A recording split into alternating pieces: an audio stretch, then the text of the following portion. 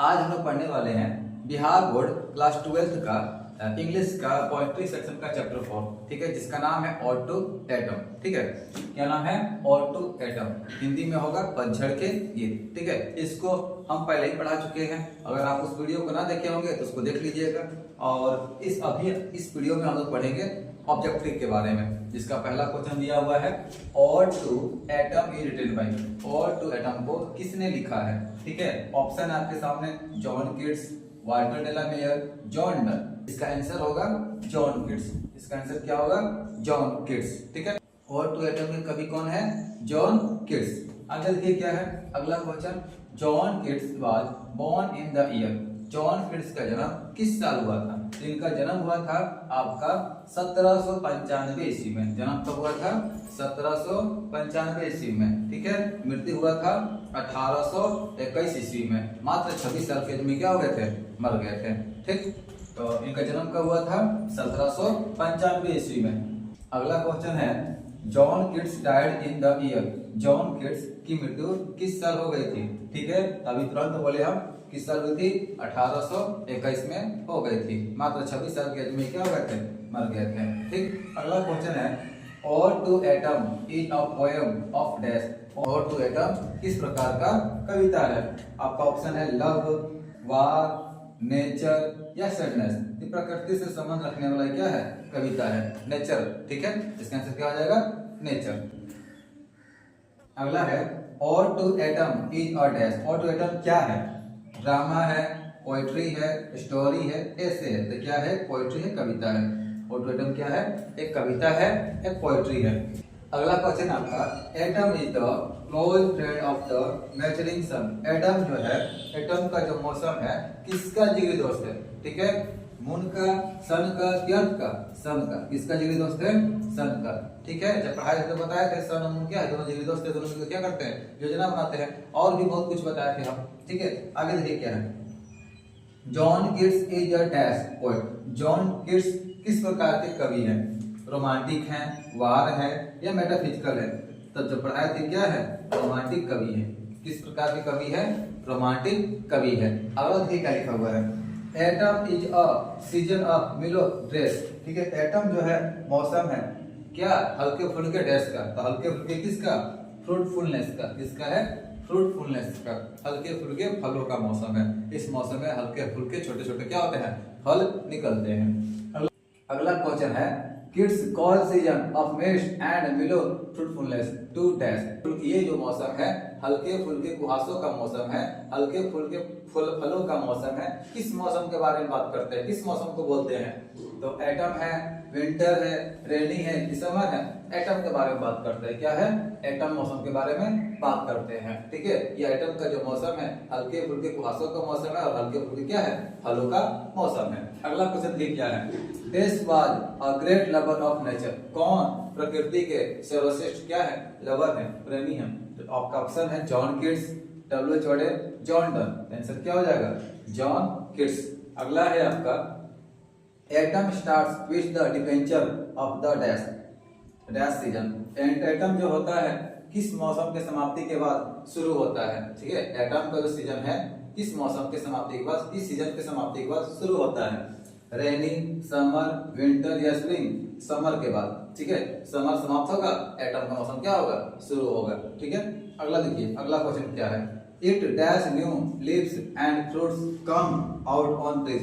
किस मौसम में नए पत्ते और फल पेड़ों पर आते हैं? विंटर में, स्प्रिंग में, एटम में या समर में? एटम के मौसम में। किस मौसम में? एटम के मौसम में। एटम का मौसम होता है पतझड़ के मौसम में। पतझड़ के मौसम में सारे पत्ते गिर जाते हैं, नए नए पत्ते क्या होते हैं? निकलते हैं, नए नए फल भी निकलते हैं।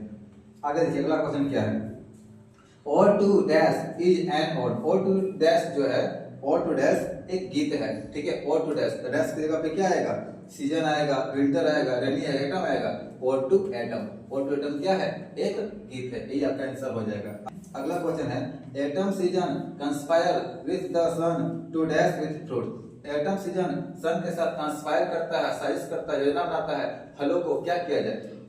आपका ऑप्शन है कम एंड गो, ठीक है, या स्लीप एंड अवेक, या लोड एंड ब्लेस, या कट। तो लोड एंड ब्लेस कैसे फलों को बढ़ाया जाए, पकाया जाए, ठीक है, ये बात होती है दोनों के बीच में, किसके बीच में, एटम और सन के बीच में, ठीक। अगला क्वेश्चन है what has been referred to as close friend of the maturing sun, किसे मेजरिंग सन का क्लोज फ्रेंड, जिगरी दोस्त कहा गया है, बताइए। माउंटेन को, एटम को, रेन को या मून को। एटम को मौसम को क्या बोला गया है, इस सन का क्या है, जिगरी दोस्त है। अगला क्वेश्चन है और टू एटम कंसिस्ट ऑफ, और टू एटम में कितने स्ट्रेंजा है, 4 स्ट्रेंजा, 3 स्ट्रेंजा या नन। और टू एटम में कितने स्ट्रेंजा है, 3 स्ट्रेंजा है। अगला है ईच स्ट्रेंजा ऑफ और टू एटम कंसिस्ट, एक स्ट्रेंजा में और टू एटम में कितने लाइन है, 11, 12, 10 या इसमें से कोई नहीं। एक स्ट्रेंजा में और टू एटम में 11 लाइन है, कितने लाइन है, 11। अगला क्वेश्चन है A thing of beauty is a joy forever is written by, इसको लिखने वाले कौन है, इसको लिखने वाले कौन है, आपका आंसर है जॉन किट्स। इसको लिखने वाले कौन है, जॉन किट्स। किसको, A thing of beauty is a joy forever, इसको लिखने वाले जॉन किट्स है। अगला क्वेश्चन है आपका John Keats died at the age of death, John Keats की मृत्यु किस साल में हो गया था, कितने साल की उम्र में हो गया था, 26 साल के एज में। कितने साल के एज में, 26 साल के एज में। 1795 में जन्म नहीं है, 1821 में क्या हो गए, मर गए। मात्र 26 साल के एज में क्या हो गया, इनका मृत्यु हो गया। अगला क्वेश्चन है the theme of atom is that, इस कविता का जो थीम है वो क्या है, मुद्दा क्या है, स्कार्सिटी है, अबाउंडेंस है या फ्रूटफुलमेंट या मैच्योरिटी है। इसका क्या है, फ्रूटफुलमेंट और मैच्योरिटी है। इस कविता का थीम क्या है, फ्रूटफुलमेंट और मैच्योरिटी। अगला क्वेश्चन है and gathering shallow Twitter in the sky, ये जो लाइन है कहां से लिया गया है, and gathering shallow Twitter in the sky, इस लाइन को किस कविता से लिया गया है, तो स्नेक से, द सोल्जर से या और टू एटम से। इसका आंसर क्या हो जाएगा, और टू एटम, ठीक है। अगला क्वेश्चन है और टू एटम इज दैट, और टू एटम क्या है, एक इपिक है, एलगी है, ओड है, एक ओड है, एक गीत है। क्या है, एक ओड है, गीत है। अगला क्वेश्चन है in ode to autumn Keats deal with detail, ode to autumn में जो कवि हैं जॉन किट्स किसके बारे में डिटेल से बात करते हैं, स्प्रिंग के बारे में, विंटर के बारे में, समर के बारे में, एटम के बारे में। एटम के बारे में क्या करते हैं, डिटेल से बात करते हैं। अगला क्वेश्चन है dash Twitter in the sky, आसमान में कौन ट्विटर कर रहा है, आसमान में कौन चहचहा रहा है, ईगल, फ्लावर, सैलो या किट। सैलोज चहचहा रहे हैं, कौन चहचहा रहे हैं, सैलोज मतलब गोरैया। अगला क्वेश्चन है the band with apples the most cottage tree from, ये जो लाइन है the band with apples the most cottage tree कहां से लिया गया है, किस कविता से लिया गया है, सॉन्ग ऑफ माइसेल्फ से या और टू एटम से, और टू एटम से लिया गया है।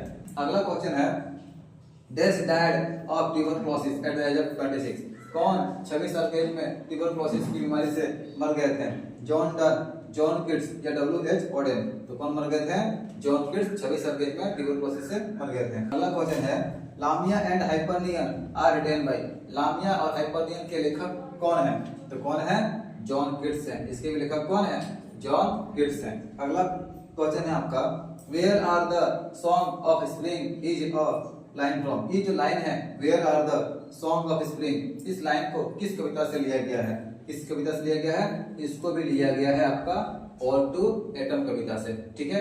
अगला देखते हैं अगला क्वेश्चन क्या है। अगला क्वेश्चन है who sits carelessly on the granary floor in ode to autumn, ode to autumn में कौन फर्श पर बेढंगा सा बैठी हुई थी। ऑप्शन आपका क्या है, ओल्ड मैन, चिल्ड्रन, ओमेन। इसका आंसर क्या हो जाएगा, ओमेन। जो ओमेन है वो फर्श पर बेढंगा सा बैठी हुई थी, ठीक है। अगला क्वेश्चन है John kits poem dash was well appreciated by William Wordsworth, John Keats का कौन सा कविता विलियम वर्ड्सवर्थ द्वारा एप्रिशिएट किया गया, ठीक है। वो पढ़कर इनको क्या किए, शाबाशी दिए, किनको, जॉन किट्स को एप्रिशिएट किए, ठीक है। उनके मनोबल को क्या किए, बढ़ाया। वो कौन सा कविता था, एंडीमियन टू ए नाइटिंगेल। तो क्या था, एंडीमियन था। एंडीमियन को पढ़ने के बाद विलियम वर्ड्सवर्थ क्या किए थे, जॉन किट्स को एप्रिशिएट किए थे। अगला क्वेश्चन है John kits first poem dash was published in 1814, John Keats का पहला कविता कौन है जिसको पब्लिश किया गया था 1814 ईस्वी में, ठीक है। इस पहला कविता का नाम है लाइन्स एंड इम्पिटेंशन ऑफ स्पेंसर। इनके पहला कविता का नाम क्या है, lines in imitation of Spencer. ठीक है। अगला क्वेश्चन है, John kits studied at dash. John kits कहाँ पढ़ाई कर रहे थे? क्लर्क स्कूल में या कैम्ब्रिज में या नालंदा में? तो क्लर्क स्कूल में पढ़ाई कर रहे थे। कहाँ पढ़ाई कर रहे थे? क्लर्क स्कूल में। आगे देखिए, John Keats deeply interested in dash. John Keats को गहरे रूप से किस चीज में रुचि था? क्रिकेट एंड फुटबॉल में, क्रिकेट एंड बॉक्सिंग में। क्रिकेट एंड बॉक्सिंग में उनको क्या था? रुचि था। अगला क्वेश्चन है, John Keats was born at dash. John Keats का जन्म कहाँ हुआ था? हिल्सफील्ड लंदन में या मुंसफील्ड लंदन में? तो मुंसफील्ड लंदन में इनका क्या हुआ था? जन्म हुआ था। यही पर हमारा ऑब्जेक्टिव क्या होता है? समाप्त होता है।